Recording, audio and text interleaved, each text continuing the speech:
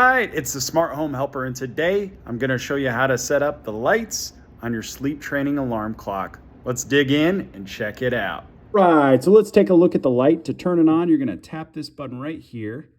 You got to tap it hard. There you go, it's on. And if you want to change the color, it's going to be over here to the far left. So you'll see, I'll click it.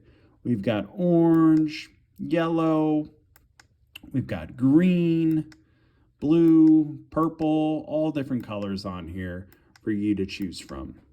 Now, if you don't want any of the different colors, you can actually go over here to this button over here, and this is going to be a white light.